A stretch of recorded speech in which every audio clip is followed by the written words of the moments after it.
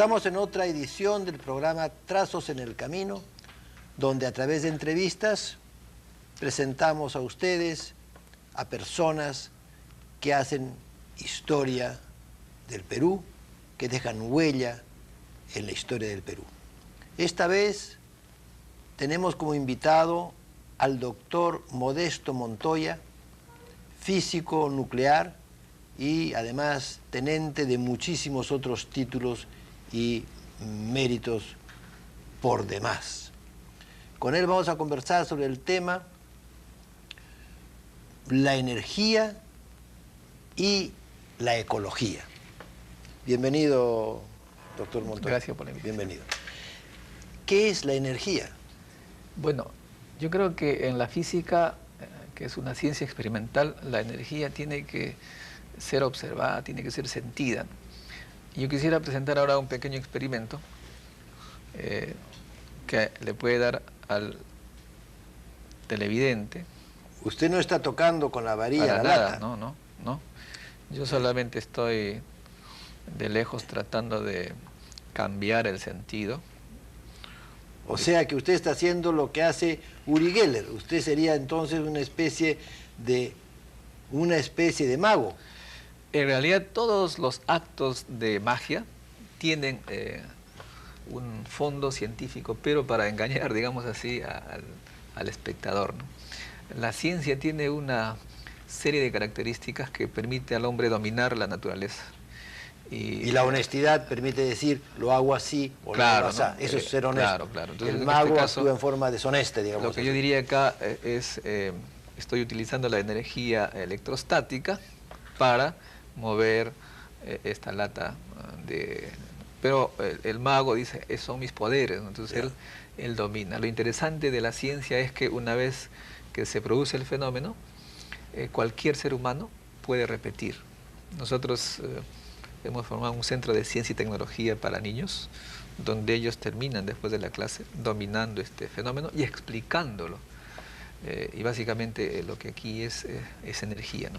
Usted habla de energía electrostática. Yo entiendo entonces que la energía electrostática está en la varilla y también debe estar en alguna forma en la lata. ¿O bueno, está más en la varilla? Es una pregunta. Claro, en este caso lo que he hecho es cargar de energía a este sorbete a través de flotación con un tejido de lana. Se carga, de modo que esta ejerce luego una fuerza sobre la lata que le da energía cinética, que es la energía de movimiento. ¿No? Todo lo que está en movimiento tiene energía cinética. La energía electrostática se convirtió en energía cinética. Quiere decir que hay diferentes formas de energía, electrostática, cinética, ¿y qué otras formas o aspectos? No sé. Bueno, hay la energía solar, por ejemplo. ¿Calórica sobre todo?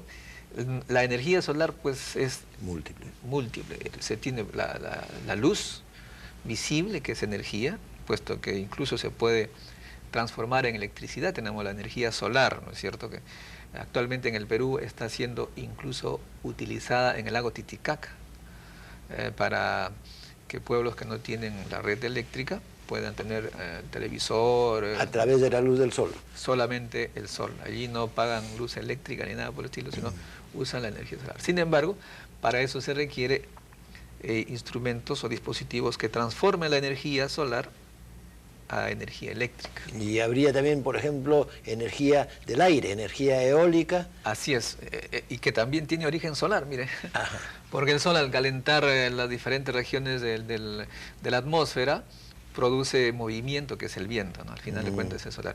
Pero en todo caso ya la eólica permite movimiento, en este caso movimiento de instrumentos que se convierten luego en energía eléctrica, energía mecánica para levantar pues como cosas, los ¿no? molinos de barranco que existieron en su tiempo, los molinos de viento de barranco. ¿Y qué otras formas de energía maneja usted? Bueno, las energías más complejas tenemos la energía química, que es las reacciones químicas que al producirse también generan electricidad. Tenemos las pilas que se usan en los aparatos, ¿no? Es energía química convertida en electricidad. Nosotros mismos, como seres humanos, tenemos energía química, que por ser de vida se le llama energía bioquímica. Uno asimila una serie de alimentos que en el laboratorio hombre, viéndolo como máquina, digamos, se transforman a través de reacciones químicas que nos dan energía, nos dan calor, incluso para poder mantener la temperatura adecuada. Tenemos una serie de dispositivos, de sensores que permiten equilibrar la temperatura. O sea que nosotros nos alimentamos para que esos alimentos produzcan reacciones químicas y nos den energía. A propósito de energía corpórea, hay indudablemente expresiones externas de la energía interna. Por ejemplo, en el electroencefalograma se ponen unos electrodos en la cabeza y de ahí se amplifican esas corrientes y sale un trazado electroencefalográfico. O en el corazón sale el electrocardiograma. Eso es energía radiante de la persona. Eso es energía eléctrica, Eléctrica. Pero obviamente en, digamos, cantidades pequeñísimas, pero que menos mal que el cerebro tiene pues dispositivos tan pequeños y sensibles que pueden procesar la información electrónica en el cerebro, o bioeléctrica, si se quiere. Bioeléctrica, Bioeléctrica, más precisamente. O sea que nuestro cerebro es en realidad un aparato bioeléctrico y bioquímico eléctrico, si se quiere. ¿Qué es? De modo que cuando usted coloca un instrumento para medir lo que hay acá, lo que está midiendo son corrientes eléctricas pequeñísimas. ¿Qué me dice usted del aura? Muchas personas creen que vamos nosotros como, digamos, rodeados de un aura. Dice que hay gente que puede leer el aura. Yo personalmente no creo en eso, ¿no? Pero en fin, pero no sé, al mismo tiempo pudiera yo pensar, y le pregunto si el ser humano no irradia cosas y luego se puede formar algo que con una máquina ultra sensible se podría medir el aura. Ahora, hay quienes dicen que hay auras azules, amarillas, rojas. A mí yo tuve que pagar un día 20 soles y me midieron el aura, ¿no? Y dice que era una aura muy buena. No sé si será o no será, pero pensé que era trafa nomás. A ver, ¿podría usted decirnos y decirle al público qué hay eso del aura? Que uno camina con su aura, ¿no? Mi sonrisa un poco que da la respuesta a eso, ¿no? En realidad la física, sin desmerecer cualquier otra actividad, la ciencia en general, se basa en cosas que se miden, como dije al principio, y que son asequibles a todo el mundo. De modo que si alguien me dice que existe tal o cual fenómeno, este fenómeno tiene que ser comprobado por todo el mundo con un instrumento, lo que fuese, todo el mundo lo ve. Si no, simplemente no deberíamos tomar en cuenta, puesto que esto daría oportunidad para que surjan una serie de movimientos de estafadores, ¿no? Con el cuento que solamente yo lo veo y tú no, entonces uno le puede contar cualquier cosa. A mí me enchufaron una máquina, ¿no? Me dijeron, ay, quédese tranquilito, doctor. Me costó 20 soles, digo, ¿no? Un rato me sacaron una especie, con una computadora, ¿no? Y me dijeron, esta es su aura. Y estos son sus chakras, me dijeron. Entonces, una serie de centros así, ¿no? En que se concentraban la luz. A mí me parecía que estaba muy manejado ese aparato, ¿no? Y me parece. Además, me lo tomaban a partir de las yemas de los dedos, cosas que, bueno, no, a mí no, como que no se me cocinó. ¿Qué me dice usted de esas cocinerías? No, como le digo, esas son cosas que no han sido en ningún momento comprobadas en un laboratorio. El efecto Killian, famoso, que todo el mundo habla del efecto, todo el que sabe un poco de esoterismo y de estas cosas habla del efecto Killian, que es también medido en Rusia. Dicen que han medido el efecto Killian, que es un efecto de gente que irradia, que hasta imprime placas de rayos X. ¿Hay algo de eso?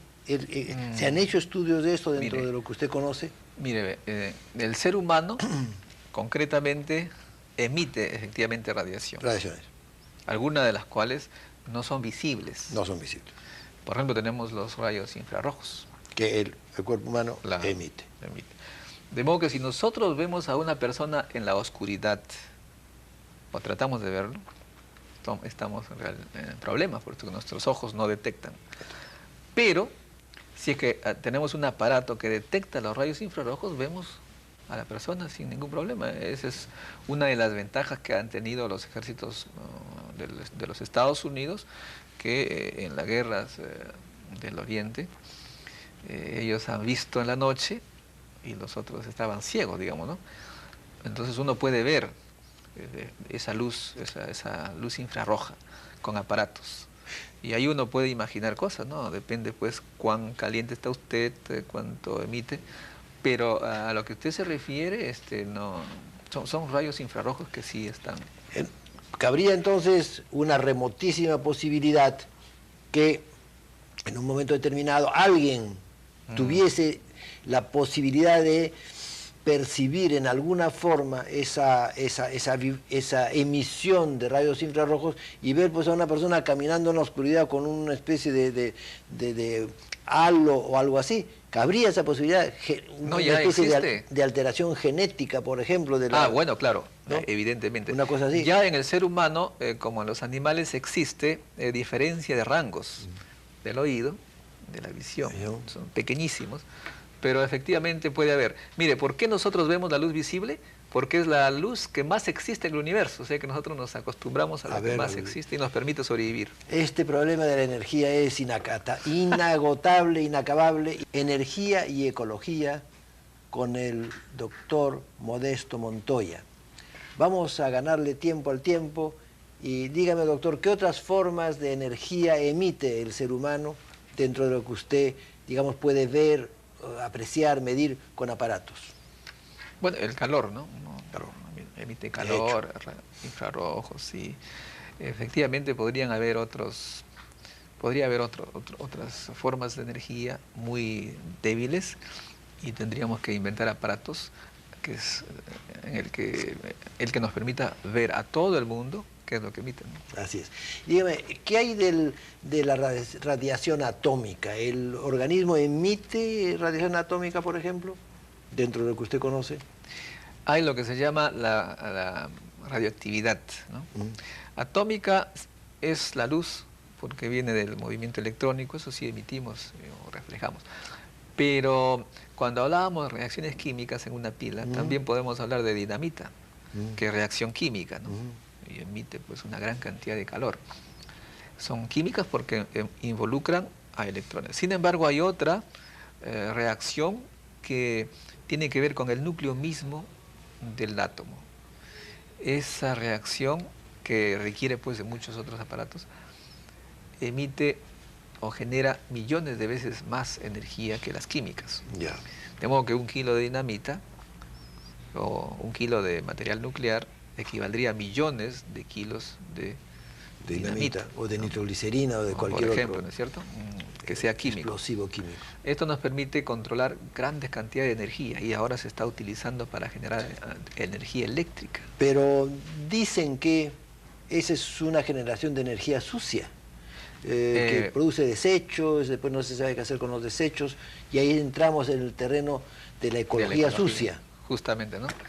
Mire, paradójicamente, todo lo que se pensó, se creyó, es en realidad falso, ¿no? ¿En qué sentido? Más o menos falso. Porque ponga usted una central de petróleo, como tenemos en Ventanilla, tenemos una central de 100 megavatios. Este utiliza un camión de petróleo por hora, un tanque. Sale el humo es un desastre ecológico. Nos envenena y nos mata, es un con desastre cáncer, etcétera, ¿no? Es horrible, los carros y todo, ¿no? Por otro lado tenemos la energía nuclear, que no necesita un tanque por hora, sino una pequeña camionetita por año de combustible. Y cuando funciona el reactor nuclear, no emite nada al exterior. Todo queda como desecho, es cierto, pero bien confinado. Y de lo que se trata es que después de usarse, se coloque en un lugar seguro, adecuado. Y ese es, digamos, el riesgo que la gente piensa. ¿Dónde? ¿No? Bueno, en primer lugar, es confinado, se puede colocar, digamos, en un lugar alejado y que nadie toque. Evidentemente puede haber riesgo, ¿no es cierto? Ese es el peligro. Y el mundo entero está tratando de buscar esa solución. Se dice que ya se está encontrando minas profundas de sal y, digamos, lugares geológicamente adecuados para que esto no trascienda. Pero en todo caso, cuando funciona un reactor nuclear, todo es limpio, no sale nada. Si está bien hecho, que no vaya a pasar lo de Chernobyl. Obviamente. Y dígame, doctor, ¿cómo se enseña todo esto? Mire, ¿Desde cuándo hay que empezar? como todo en la vida, arte, deporte, etcétera, usted sabe muy bien, hay que empezar de niños. Y nuestro problema es que en el país no se comienza de niños la ciencia, se comienza con todas las actividades menos de niños. Tenemos grandes literatos, casi premio Nobel, ¿no? Pero no en ciencia. Eso entonces es la razón por la cual usted ha hecho este libro, Física para Todos. Parece Sí. que está usted siendo Sí, sí. congruente con sus propósitos y tiene usted consecuencia en su quehacer, Así ¿no? es. En relación con su pensamiento. En este libro, Física para Todos, usted ha presentado estos problemas de que estamos hablando Así es. para niños. Sí, cada sábado en el Centro de Preparación para la Ciencia y Tecnología, que podría dar la dirección, Por favor. es Juan de la Fuente 541, San Antonio. Juan de la Fuente 541, San Antonio. Allí todos los sábados los niños hacen experimentos, porque la ciencia es experimental. Así como usted lo ha demostrado al comienzo Los de niños esta... hacen un experimento como este y otros, y luego ellos buscan la explicación, la interpretación, y después perfeccionan, ¿no? Y ya vuelve la cosa a la tecnología. Vemos que los niños están formándose desde pequeños y para siempre tendrán esa característica de mente científica. Eso debe ser como la matemática moderna, que hay que aprenderla desde chico. Y, todo, ¿no? No, como todo en realidad. En realidad realmente todo. como Lo único que le digo es que en el Perú se aprende de todo. Fútbol, voleibol, teatro, todo. Pero queremos también que la ciencia sea, porque usted sabe, el próximo milenio, si uno no hace ciencia y tecnología... Ciencia y cultura, porque además, también no interesa eso. Yo, y quiero que me lo, no sé, replantee usted. Pienso que estamos llamando a esta era la era atómica. Así es. Pero atómica quiere decir lo que no se puede partir. Y corresponde a las concepciones de Demócrito, que decía que el átomo era la última parte no partible de la totalidad. Pero sin embargo nosotros estamos trabajando con el átomo partido. En realidad esto debería llamarse la época atómica, la época en que se han ¿no? Que se ha roto el átomo, que se ha roto lo atómico, ¿no? Lo que fue atómico hasta Einstein y Planck y qué sé yo, ¿no? Oppenheimer, se ha convertido en atómico. ¿Qué me dice usted de este pensamiento? Cierto, porque el átomo, por ejemplo, que se identificó el siglo pasado, resulta que ahora está compuesto por protones, neutrones y electrones, los que ahora se separan. Entonces, y encima el mismo protón ahora resulta que está compuesto por pequeños quarks. Y lo paradójico es que para llegar a esos lugares más pequeñitos se requieren máquinas más grandes, aceleradores que a veces, digamos, ocupan fronteras de dos países como es Francia y Suiza. Así que, doctor, estamos en la época atómica. Así es. No, atómica. En fin, ¿y cómo va todo esto con su vida sentimental, por ejemplo? Tantos aspectos científicos y esas cosas son más bien frías. ¿Se condicen con su vida familiar, humana, personal, emocional? Mire, no, porque yo tengo una formación muy afectiva, digamos, de pequeño. He sido pastor de ovejas. Y mi madre vivía en Chimbote, yo en la sierra, y le puedo decir que para mí era casi una pasión esperar a mi madre que venga al pueblo. Escuchaba el ruido de los motores del ómnibus que venía una vez cada 2 días y realmente esperaba a mi madre desesperadamente. ¿Usted era pastor en la serranía? Así es, de La Libertad, el pueblo Salpo. Y entonces esa soledad que me daba la actividad de pastor, yo la quería satisfacer con la presencia de mi madre. Entonces la mujer para mí es la salvación de la soledad. Exactamente, ¿no? Del abandono. Digamos, por un lado, al no ver a mi madre siempre junto a mí, evidentemente me causaba ansiedad, pero al verla, y entonces ya se equilibraba, de modo que lo afectivo para mí es fundamental. Obviamente, mi madre, yo siempre la veo un poco... entonces sí existe, ¿no? Y bueno, mis hijos... tengo un hijo en París que está allá trabajando y siempre la vida familiar es para mí muy importante, ¿no? ¿Trabaja en Pero, cuestiones atómicas también? No, ¿Energéticas, no, ecológicas? muy lejos de ello, pero lo que quiero decir es que todo lo afectivo en realidad le permite a uno vivir. Si bien es cierto, la ciencia nos apasiona, pero cuando uno termina de resolver un problema, uno se encuentra solo, ¿no? Con la materia y la energía. ¿Y su pareja? Bueno, me refiero a que justamente uno va a buscar la A pareja, buscar. porque la ciencia, al terminar la explicación del problema, uno tiene que ir a buscar lo complemento de la Se afronta energía. con la soledad como la del energía, pastor, así. exactamente, ¿no? ¿no? Y viene la ansiedad del encuentro con la persona amada. Eso es muy importante. Usted está muy ligado con su mamá, por lo que veo, ¿no? Sí, claro, porque como digo, quizás ella me creó esa ansiedad desde pequeño, porque... ¿Y cómo surgió su interés por la física nuclear? Usted ahora se dedica a la enseñanza, básicamente. Y a la investigación y a la aplicación de la física en la medicina. Yo creo que todo, usted como psicólogo sabe, sale de pequeño, ¿no? A los 5 años llevaba el desayuno a mi padre que trabajaba en Cider Perú, en Chimbote, que pues era en esa época el complejo, y ahora creo sigue siendo el complejo tecnológico más grande del país. Y luego a los 8 fui a la sierra y vi las estrellas. De modo que toda esa vivencia infantil me empujó en forma natural a la ciencia. Esa energía calórica de Cider Perú, ¿no? Esos hornos, ¿no? que gruñen y braman de fuego. Y el sol que quema en la sierra, que también el que quema, y las estrellas son el origen de esa pasión de usted. Muy bien, gracias, doctor, gracias a usted por su participación en este programa, que ha sido para mí enriquecedor en todo sentido. Se ha hablado de energía y ecología y nos ha acompañado el doctor Modesto Montoya, que nos ha ilustrado en tantas cosas y a quien agradecemos por su participación. No nos queda sino despedirnos hasta otra edición de este programa, su programa, Trazos en el Camino.